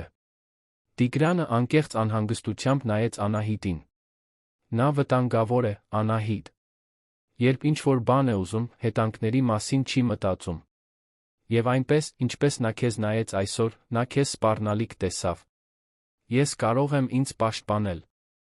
Ես գիտեմ։ Բայց մի բան խոստացիր։ Եթե նա փորձի մոտենալ քեզ, եթե ինչ-որ տարօրինակ բան տեղի ունենա, դու ինձ կասես։ Անմիջապես։ Անահիտը գլխով արեց, բայց անհանգստության զգացումը տեղավորվեց նրա ստամոքսում։ Այդ գիշերը սկսվել էր կախարդական ավարտվել մռայլ նախանշանով։ Եվ նա զգում էր, որ Սոֆիի հայտնվելը ընդամենը սկիզբն էր ինչ-որ շատ ավելի մեծ բանի։ Հաջորդ շաբաթներին Անահիտի Տիգրանի հարաբերությունները շարունակեցին զարգանալ։ Նրանք աշխատում էին կողք կողքի, կիսվում գաղափարներով, կամաց-կամաց մասնագիտականի անձնականի միջ սահմանը գնալով ավելի էր մշուշվում։ Կային հայացքներ, որոնք տում էին մեկ վայրկյան ավել, պատահական հպումներ, որոնք այնքան էլ պատահական չէին, խոսակցություններ, որոնք ձգվում էին աշխատանքային ժամերից շատ ավելի երկար։ Անահիտն իրեն բաժանված էր զգում։ Մի մասը ուզում էր տրվել այդ աճող զգացմունքներին, խոստովանել, որ սիրահարվում է այն մարդուն, որին նա ցույց էր տալիս։ Բայց մյուս մասը, զգուշավոր մասը, հիշում էր 3 տարվա տառապանքը, նվաստացումները, թե որքան էր նա իրեն ցավեցրել։ Տիկին Կարինեն էր, որ օգնեց իրերը տեղը դնել։ Մի երեկո, երբ միասին ընթրում էին, նա բռնեց դստեր ձեռքը ասաց. Աղջիկս, մարդիկ փոխվում են։ Երբեմն դեպի վատը, բայց երբեմն դեպի լավը։ Հարցը նա չէ, թե արդյոք նա փոխվել է։ Հարցն այն է, թե արդյոք դու կարող ես ներել այն, ինչ նա եղել է, հնարավորություն տալ այն բանին, ինչ նա դառնում է։ Իսկ եթե նա նորից դառնա այն սարսափելի մարդը, հարցրեց Անահիտը, նրա ամենամեծ մտահոգությունը բարձրաձայնելով։ Այդ դեպքում դու նորից կհեռանաս։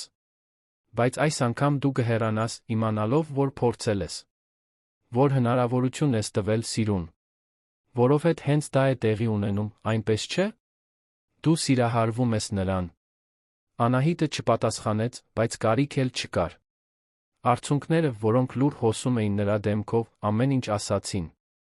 Փոթորիկը եկավ շագանակագույն ծրարի տեսքով, որը հանձնվեց Տիգրանի սենյակում մի հոկտեմբերյան առավոտ։ Անահիտը իր թիմի հետ խորհրդակցության մեջ էր, երբ նրա քարտուղարուհին Մարիան հայտնվեց դռան մոտ գունատ դեմքով։ Անահիտ, պարոն Ավետիսյանը պետք է խոսի ձեզ հետ։ Հիմա։ Տոնը չափազանց հրատապ էր անտեսելու համար։ Անահիտը ներողություն խնդրեց հետեց Մարիային միջանցքով, ստամոքսում հանգույցը մեծանում էր։ Երբ մտավ Տիգրանի սենյակ, նա կանգնած էր սեղանի հետում, ձեռքին մի քանի թուղթ, նրա արտահայտությունը քարե էր։ Նստիր, ասաց նա, առանց նրան նայելու։ Անահիտը նստեց, շփոթված անհանգիստ։ Ինչ է պատահել։ Նա փաստաթղթերը շպրտեց սեղանին։ «Կբացատրես սա»։ Անահիտը վերցրեց թղթերը, սկսեց կարդալ։ Դրանք էլեկտրոնային նամակներ էին, իբր իր կողմից, որոնք ընկերության գաղտնի տեղեկություններ էին բանակցում մրցակցի հետ։ Կային նա բանկային փոխանցումների պատճեններ, իր անունով հաշվեհամարին։ Բարձր գումարներ։ Շատ բարձր։ Արյունը սառեց նրա երակներում։ Սա սուտ է։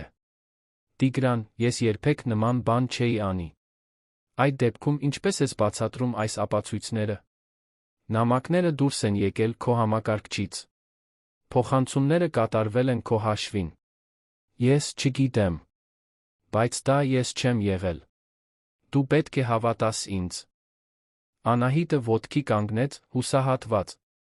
Այն ամենից հետո, ինչ մենք կառուցել ենք, դու իսկապես կարծում ես, որ ես դա կանեի։ Տիգրանը վերջապես նայեց նրան, Անահիտը տեսավ մի բան, որը նրան ոչնչացրեց։ Կասկած։ Մի ակնթարթով նա կասկածեց իրեն։ Ես ուզում եմ հավատալ, Անահիտ։ Բայց ապացույցները կեղծված են։ Նա հիասթափությունից հարվածեց սեղանին։ Ինչ-որ մեկը փորձում է ինձ մեղադրել։ Ինչ-որ մեկը, ով շատ բան կշահի իմ անկումից։ Օ, Սոֆին։ Անունը կախվեց օդում մեղադրանքի պես։ Տիգրանը փակեց աչքերը, ձեռքերով շփեց դեմքը։ Պարանոիկ մի եղիր։ Ինչու նա դա կաներ։ Որովհետ նա քեզ հետ է ուզում։ Որովհետ ես սպառնալիք եմ։ Որովհետ նա հենց այնպիսի մարդ է, որը ամեն ինչ կանի իր ուզածին հասնելու համար։ Անահիտը պայքարում էր ձայնը կայուն պահելու համար։ Դու ինքդ ինձ դա ասացիր։ Տիգրանը երկար լուռ մնաց։ Անահիտը կարող էր տեսնել ներքին պայքարը նրա դեմքին։ Անցյալի տրավման պայքարում էր ներկայի դեմ։ Հին դավաճանությունը փորձում էր արատավորել նոր վստահությունը։ Ես պետք է հետաքննեմ, ասաց նա վերջապես։ Մինչ այդ, դու ազատված ես աշխատանքից։ Անահիտը զգաց, կարծես ստամոքսին հարված ստացավ։ Ազատված։ Տիգրան, դու չես կարող դա անել։ Ես պետք է անեմ։ Ընկերության բարօրության, էթիկայի, այն ամենի համար, ինչ մենք կառուցել ենք։ Եթե դու անմեղ ես, մենք կապացուցենք։ Բայց մինչ այդ, դու ինձ չես վստահում։ Դա հարց չէր։ Դա դառը փաստ էր։ Այս ամենից հետո դու դեռ ինձ չես վստահում։ Անահիտ, ոչ։ Նա վերցրեց պայուսակը։ Ես հիանալի հասկացա։ Դու փոխվել ես, բայց ոչ այնքան, որ վստահես, երբ դա իսկապես կարևոր է։ Շնորհավորում եմ, Տիգրան։ Սոֆին հաղթեց։ Անահիտը դուրս եկավ այդ սենյակից, աչքերն այրող արցունքներով, բայց թույլ չտվեց, որ դրանք թափվեն։ Ոչ այնտեղ։ Ոչ բոլորի առաջ։ Նա վերցրեց իր իրերը սեփական սենյակից, անտեսեց գործընկերների հետաքրքրասեր հայացքները, վերջին անգամ դուրս եկավ շենքից։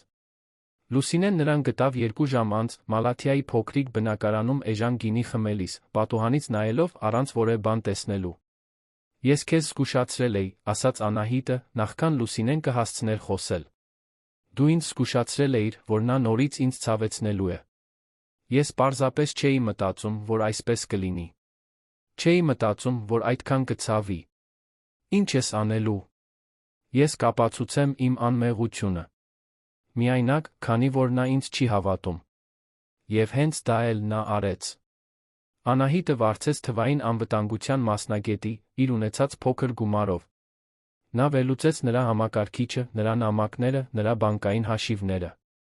Եվ գտավ հենց այն, ինչ կասկածում էր, ներխուժման, տվյալների մանիպուլյացիայի, բարդ կեղծիքի ապացույցներ։ Ով էլ որ սա արել է, գիտեր, թե ինչ է անում, բացատրեց մասնագետը, մի երիտասարդ տղա, Արամ անունով, ցույց տալով կոդերով թվային հետքերով լի էկրաններ։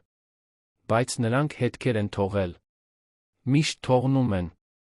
Այս մարդը օգտագործել է պրոքսի սերվեր, EPN քողարկելու համար, բայց վնասակար ծրագրի թվային ստորագրությունը յուրահատուկ բնութագրեր ունի։ Դա պրոֆեսիոնալ աշխատանք է, բայց ոչ կատարյալ։ Արամն աշխատում էր օր ու գիշեր, հետելով յուրաքանչյուր կոդի տողին, յուրաքանչյուր ներխուժմանը, յուրաքանչյուր կեղծիքին։ Եվ կամաց-կամաց գլուխկոտրուկը հավաքվեց։ Ցույց էր տալիս, թե ինչպես է ինչ-որ մեկը ներխուժել ընկերության համակարգեր, մուտք գործել Անահիտի համակարգիչ վիրահատական ճշգրտությամբ կեղծ ապացույցներ տեղադրել։ «Սա կապացուցի քո անմեղությունը», ասաց Արամը, հանձնելով ամբողջական զեկույց։ «Ես ունեմ ժամանակային նշումներ, սերվերի գրանցումներ, ամեն ինչ փաստաթղթավորված է։ Ոչ մի դատարան կամ կորպորատիվ հետաքննություն չի կարող սա անտեսել»։ Մինույն ժամանակ Տիգրանն իր սեփական հետաքննությունն էր անցկացնում։ Միայնակ կեսգիշերին նա վերանայում էր յուրաքանչյուր փաստաթուղթ, յուրաքանչյուր նամակ, յուրաքանչյուր գործարք։ Եվ որքան շատ էր հետաքննում, այնքան ավելի շատ կտորները չէին համընկնում։ Անահիտը մանրակրկիտ էր, կազմակերպված, զգույշ։ Կեղծիքի թերությունները նուրբ էին, բայց գոյություն ունեին։ Եվ նա, վերջապես, տեսավ դրանք։ Նամակների եփ-հասցեն չէր համընկնում գրասենյակի հետ։ Գործարքները կատարվել էին այնպիսի ժամերի, որոնք նա գիտեր, որ Անահիտն իր հետ էր ժողովներում կամ միջոցառումներում։ Թվային ձեռագիրը մի փոքր տարբեր էր, գրելու ոճի փոքր տատանումներ, որոնք մեղադրելու համար հուսահատված մեկը չէր նկատի։ Անահիտը միշտ ստորակետներն օգտագործում էր հատուկ ձով, միշտ նամակները ձևավորում էր որոշակի կերպ։ Եվ այդ նամակները չէին հետում նրա օրինակին։ Տիգրանը զգաց, թե ինչպես է մեղքի զգացումը աճում յուրաքանչյուր բացահայտման հետ։ Ինչպես նա սա ավելի շուտ չէր տեսել։ Ինչպես էր թույլ տվել, որ անցյալի վախը կուրացնի իր ներկայի ընկալումը։ Եվ հետո նա գտավ մի նամակ, որը պատահաբար ուղարկվել էր Սոֆիի համակարգչից նրա անձնական հաշվին, որտեղ քննարկվում էին կեղծիքի մանրամասները վարձու հաքերի հետ։ Նա անզգույշ էր եղել, ամբարտավան, կարծելով, որ ապահով է, քանի որ Տիգրանը չափազանց կուրացած էր հին վերքով, ճշմարտությունը տեսնելու համար։ Տիգրանը զգաց թեթացման մեղքի այնպիսի ուժեղ խառնուրդ, որ հազիվ էր կարողանում շնչել։ Նա կասկածել էր իրեն։ Նույնիսկ իմանալով, թե ով է Անահիտը, նույնիսկ տեսնելով նրա ազնվությունը ամիսներ շարունակ, նույնիսկ ճանաչելով նրա անսասան բնավորությունը, նա թույլ էր տվել, որ անցյալի ուրվականը աղտոտի ներկան։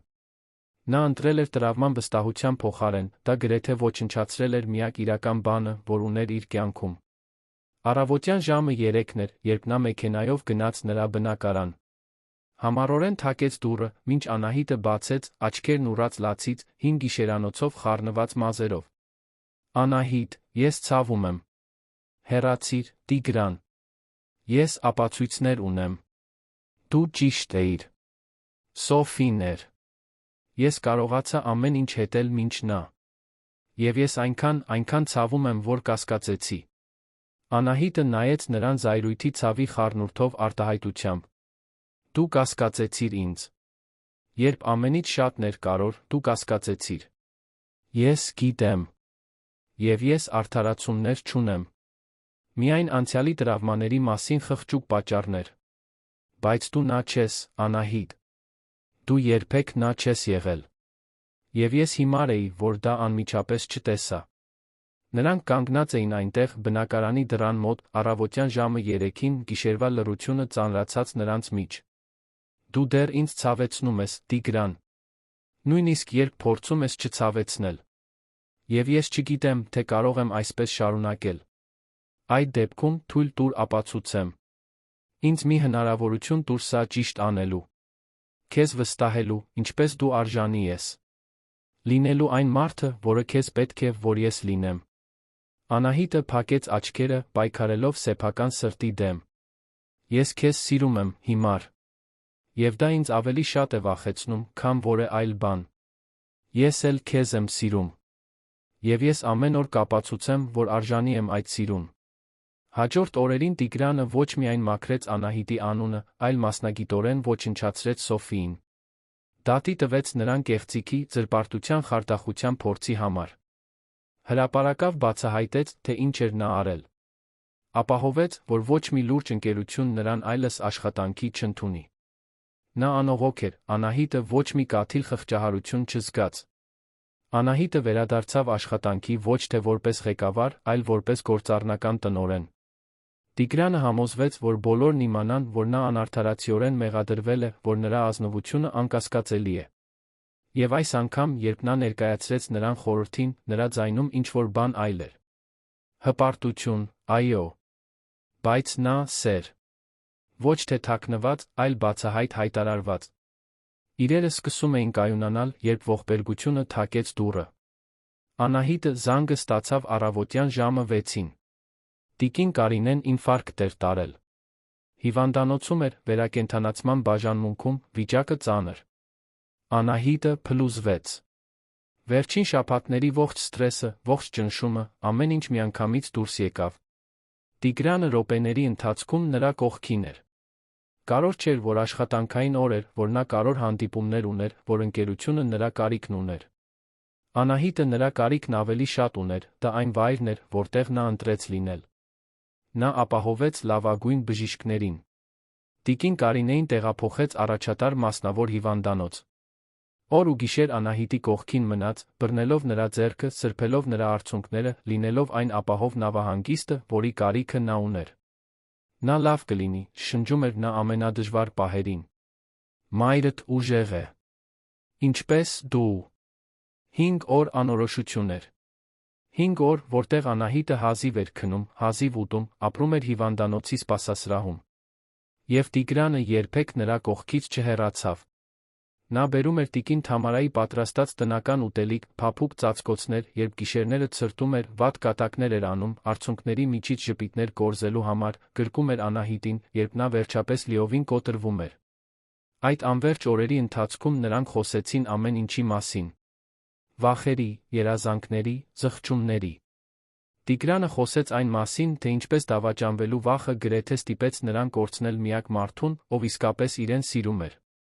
Անահիտը խոսեց այն մասին, թե ինչպես վստահել սովորելը ցավեցվելուց հետո ամենախիզախ արարքներից մեկն էր, որ երբե արել էր։ Ես այնքան եմ վախենում, խոստովանեց Անահիտը երրորդ գիշերը, գլուխը դրած նրա ուսին սպասասրահի անհարմար աթոռին։ Վախենում եմ նրան կորցնելուց։ Վախենում եմ մենակ մնալուց։ Վախենում եմ, որ այն, ինչ ես անում եմ, բավարար չի լինի։ Դու երբեք մենակ չես լինի, խոստացավ Տիգրանը, համբուրելով նրա գլխի գագաթը։ Որովհետ ես այստեղ եմ։ Այսօր, վաղը, միշտ։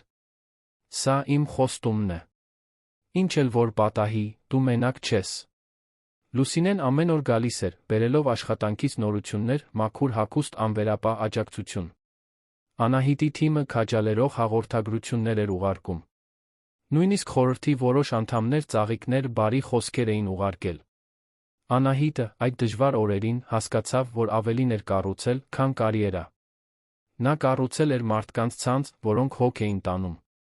Ես չեմ կարող նրան կորցնել, լաց էր լինում Անահիտը նրա ուսին ամենադժվար գիշերը, երբ բժիշկները խոսել էին հնարավոր բարդությունների մասին։ Նա այն ամենն է, ինչ ես ունեմ։ Դու չես կորցնի։ Եվ դու միայն նրան չունես։ Դու ինձ ունես։ Միշտ կունենաս։ Խոստանում եմ։ 5-րդ օրը տիկին Կարինեն աչքերը բացեց։ Թույլ, բայց գիտակից։ Երբ տեսավ Անահիտին Տիգրանին ձեռք-ձեռքի տված մահճակալի կողքին, նա թույլ ժպտաց։ Ուրեմն ճիշտ է, շշնջաց նա։ Դուք երկուստ վերջապես հասկացաք։ Անահիտը ծիծաղեց արցունքների միջից։ Մամ, մի խոսիր։ Էներգիատ խնայիր։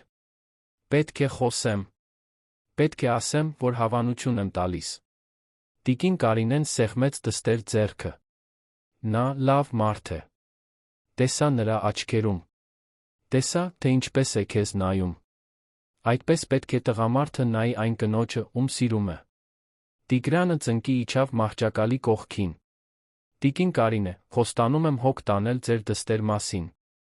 Խոստանում եմ սիրել նրան, հարգել նրան, անել իմ ուժերի սահմաններում ամեն ինչ նրան երջանիկ դարձնելու համար իմ կյանքի բոլոր օրերին։ Ես գիտեմ, տղաս։ Ես գիտեմ։ Տիկին Կարինեի ապաքինումը դանդաղ էր, բայց կայուն։ Անահիտը արձակուրդ վերցրեց մորը խնամելու համար, Տիգրանը վերակազմակերպեց ամբողջ ընկերությունը, որպեսզի կարողանա նույնպես ներկա լինել։ Նրանք հերթափոխում էին, միասին ուտելիք էին պատրաստում, տիկին Կարինեի հետ սերիալներ էին դիտում, կամաց կառուցում էին մի բան, որը նրանցից ոչ մեկը վաղուց չէր ունեցել, ընտանիք։ 3 ամիս անց, երբ տիկին Կարինեն արդեն ապաքինվել էր, վերադառնում էր իր գործունեությանը, Տիգրանը Անահիտին հետ տարավ ընկերություն։ Բայց ոչ աշխատելու։ Նա նրան տարավ գլխավոր խորհրդակցությունների սենյակ, այնտեղ, որտեղ ամեն ինչ սկսվել էր ամիսներ առաջ։ Անահիտը կանգնեց դռան մոտ, շփոթված։ Սենյակը լիովին փոխակերպվել էր։ Ծաղիկներ ամենուր, նրանց միասին լուսանկարները պատերին, մոմեր, որոնք ստեղծում էին մտերմիկ կախարդական մթնոլորտ։ Եվ կենտրոնում Տիգրանը ծնկի իջած, ձեռքին թավշյա տուփ։ Այս սենյակում, ամիսներ առաջ, ես քեզ նվաստացրի ամենավատ ձով։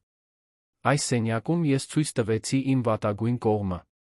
Այնպես որ մտածեցի, որ տեղին կլինի, որ այս սենյակում ես ցույց տամ լավագույնը։ Նա բացեց տուփը, բացահայտելով պարզ, բայց գեղեցիկ մատանի։ Անահիտ Մանուկյան, դու ինձ փոխեցիր։ Ինձ ստիպեցիր ավելի լավը լինելու ցանկություն ունենալ։ Ինձ սովորեցրիր, որ սերը սեփականություն չէ, այլ գործընկերություն։ Որ հարգանքը չեն պահանջում, այլ առաջարկում են։ Դու իմ լավագույն ընկերն ես, իմ գործընկերը, իմ սերը։ Կամուսնանաս ինձ հետ։ Անահիտը լաց էր լինում, բայց դա երջանիկ, ազատագրող լաց էր։ Դրամատիկ հիմար։ Իհարկե, այո։ Երբ նա մատանին դրեց նրա մատին առաջին անգամ իսկապես համբուրեց նրան, այլս կասկածներ չկային, այլս վախեր չկային։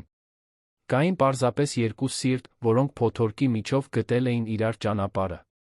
Հարսանիքը տեղի ունեցավ 3 ամիս անց, մտերմիկ արարողությամբ այն տան բակում, որը Տիգրանը գնել էր մոր համար իր հայրենի թաղամասում։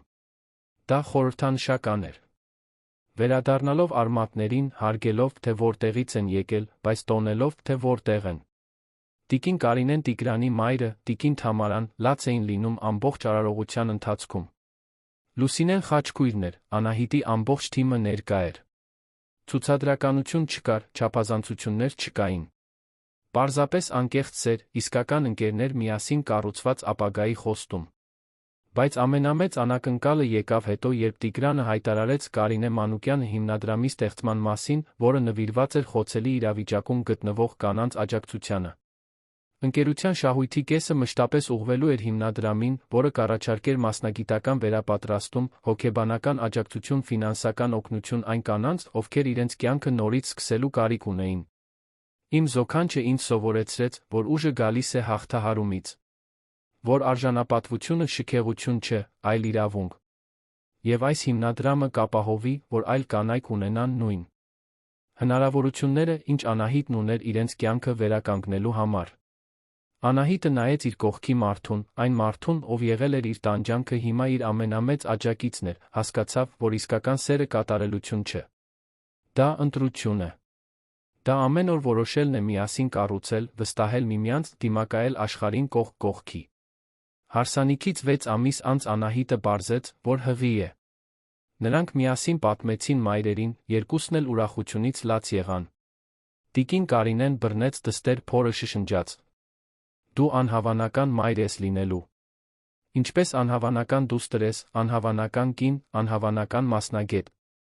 Ես այնքան հպարտ եմ քեզնով։ Մի արոտ կիրակի Անահիտն ու Տիգրանը ձեռք ձեռքի տված քայլում էին Բանգլադեշի փողոցներով, այն թաղամասում, որտեղ նա մեծացել էր։ Նրանք այցելում էին հիմնադրամի նոր գրասենյակի տարածքը, որը պետք է գործեր հենց այնտեղ, Տիգրանին ձավորած համայնքի սրտում։ Կարծում ես, մեր դուստրը կհասկանա։ Այս ամենը, հարցրեց Անահիտը, ազատ ձեռքը դրած սկսվող մեծանալ փորին։ Կարծում եմ, այո։ Մենք կսովորեցնենք, որ կարևոր չէ, թե որտեղից ես սկսում, այլ թե ով ես ընտրում լինել։ Եվ մենք կսովորեցնենք, սիրելով նրան, հարգելով նրան, լինելով օրինակ։ Անահիտը կանգ առավ, շուրջը նայեց։ Այդ համեստ փողոցները, այդ պարզ տները, այդ մարդիկ, որոնք քրտնաջան աշխատում էին ավելի լավ ապագայի համար։ Հենց այստեղ էր ամեն ինչ սկսվել։ Մի աղքատ տղա, մի աշխատասեր մայր, մի անհնարին երազանք, որը իրականություն դարձավ։ Ես քեզ սիրում եմ, ասաց նա, շրջվելով դեպի նա։ Ես քեզ ավելի շատ եմ սիրում, պատասխանեց Տիգրանը, նրբորեն համբուրելով նրան։ Շնորհակալ եմ, որ ինձ փրկեցիր ինքս ինձնից։ Շնորհակալ եմ, որ թույլ տվեցիր փրկվել։ Նրանք շարունակեցին քայլել, երկու վերապրողներ սեփական մարտերից, երկու սիրտ, որոնք բուժում գտան միմյանց մեջ, երկու հոգի, որոնք ապացուցեցին, որ քավությունը միշտ հնարավոր է, երբ կա իսկական սեր։ Որովհետև սիրելը սպիները ջնջելը չէ։ Դա դրանք այլս չցավեցնելն է։ Դա միասին կառուցելն է, ժամանակին վստահելը, աշխարհին սեփական ցավերին դիմակայելը, կողք կողքի։ Դա ընտրելն է, ամեն օր, ավելի լավը լինել մյուսի համար, մյուսի շնորհիվ։ Եվ մինչ արը մայր էր մտնում երանի վրա, երկինքը լուսավորելով նարնջագույն վարդագույն երանգներով, Անահիտն ու Տիգրանը գիտեին, որ իրենց պատմությունը նոր է սկսվում։ Որովհետև երջանիկ ավարտները ճակատագրեր չեն։ Դրանք ընտրություններ են։ Եվ նրանք ընտրել էին ամեն օր սիրել։ Պատմության ավարտը, սիրելի ունկնդիրներ, հուսով ենք, որ Անահիտի Տիգրանի պատմությունը հուզեց ձեր սիրտը։ Եթե հուզվեցիք, դրեք ձեր հավանումը, բաժանորդագրվեք ալիքին, մեկնաբանություններում գրեք, թե ինչն է ձեզ ամենաշատը տպավորել։ Ամեն օր մենք բերում ենք այսպիսի լարված պատմություններ, որոնք բացահայտում են մարդկային հոգու ամենախորը կողմերը։ Սիրո, հաղթահարման, ներման նոր սկիզբների պատմություններ, որոնք մեզ հիշեցնում են, որ բոլորս արժանի ենք երկրորդ հնարավորության։ Սպասում ենք ձեզ հաջորդ դրվագում, մեկ պատմությամբ, որը կխառնի ձեր հույզերը, կստիպի ձեզ հավատալ իսկական սիրո փոխակերպող ուժին։